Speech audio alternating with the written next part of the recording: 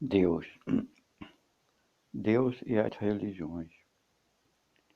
As religiões buscam freneticamente conquistar novos adeptos, pois que a maioria delas contam com a fé do mal avisado, daquele que procura alguma explicação para seus sofrimentos, para suas dores. E dessa forma, as religiões se aproveitam da credulidade do próximo para obter ganhos financeiros absurdos, abusando assim da fé do seu próximo. Se nós pudermos pensar um pouco de como nasceram as religiões, vamos descobrir que elas foram criadas todas pelo homem, não por alguma divindade qualquer, Deus ou Jesus, ou qualquer outro nome conhecido pela humanidade por ter auxiliado a tantas pessoas. Jesus mesmo não criou qualquer religião. Ele, ao contrário, falou para todos nós, segundo a própria, que Deus se encontra dentro de cada um de nós. Que não adianta a gente buscar Deus do lado de fora, em qualquer lugar circunscrito, pois lá ele não está. Jesus também, segundo alguns escritos, nos disse que nós mesmos somos deuses e que faremos tudo o que ele fez e muito mais. Desta forma, então, ele esvaziou por completo os templos e as casas religiosas, porque elas diziam que para se alcançar a salvação, o paraíso, seria necessário frequentar os seus templos. E daí então as próprias religiões criaram o inferno para amedrontar os seus adeptos, porque através do medo fica muito mais fácil de controlar a humanidade. Criar o diabo, o satanás, o capeta, o nome que queiram dar. Por isso que vemos as casas religiosas tão cheias de pessoas, pois que elas buscam se reequilibrar com a divindade pelos erros que cometeram e acreditam mesmo que frequentando certas casas religiosas poderão, de certa forma, se redimir de seus próprios erros. Porque as religiões pintam um Deus que condena e que prende aqueles que não o obedecem no inferno eterno. O que contradiz toda a pregação de Jesus, que foi a lei de amor e caridade. Quando a igreja disse que fora da igreja não há salvação, a doutrina espírita disse: fora da caridade não há salvação. A doutrina espírita não falou fora do espiritismo, mas sim fora da caridade, mostrando a todos nós que a caridade é o caminho mais correto que temos para sermos salvos, para sermos auxiliados quando partirmos desta vida material para a vida espiritual.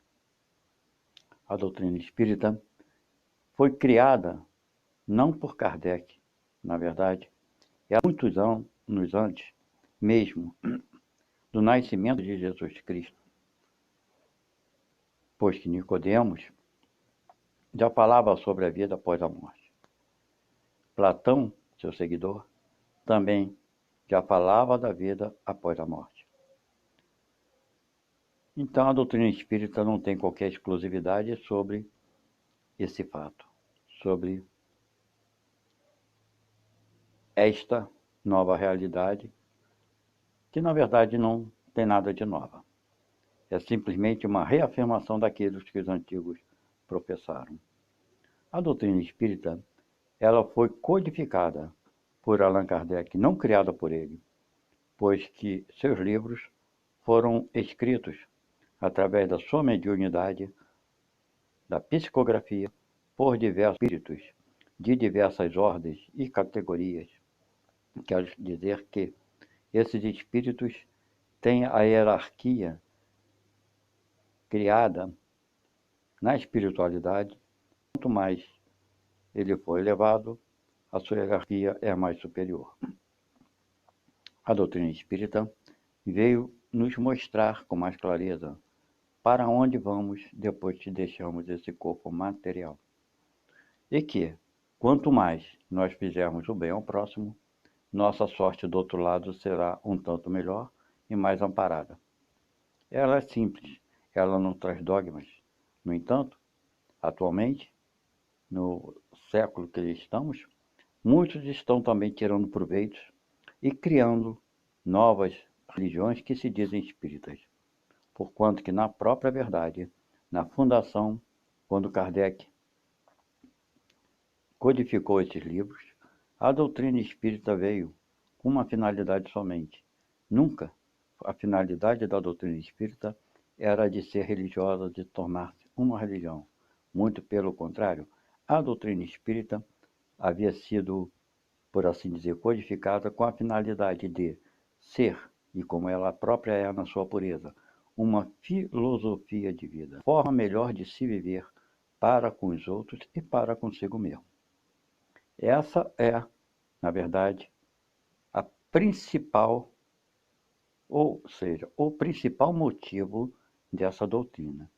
Nunca foi o motivo de se tornar uma religião, pois que mesmo os espíritos dizem que a doutrina espírita ela cabe em todas as religiões, porque se trata não de uma religião, mas sim de uma filosofia de vida.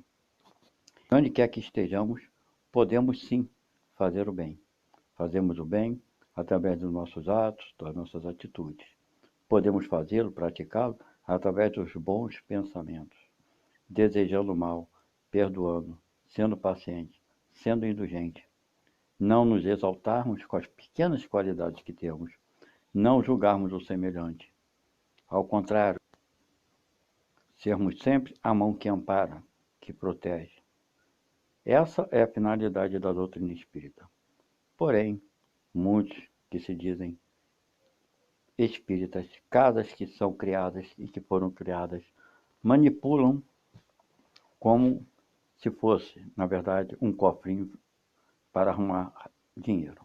Alguns escrevem livros fantásticos, onde aquele que não tem o conhecimento da doutrina acaba, por assim dizer, se encantar e se dizer espírita, ao ponto de acreditar que espiritismo é da forma que leu naquele livro, que por muitas vezes quem escreveu aquele livro tem a finalidade única de arrumar dinheiro através das suas vendas e aproveitando assim inadequadamente da doutrina espírita.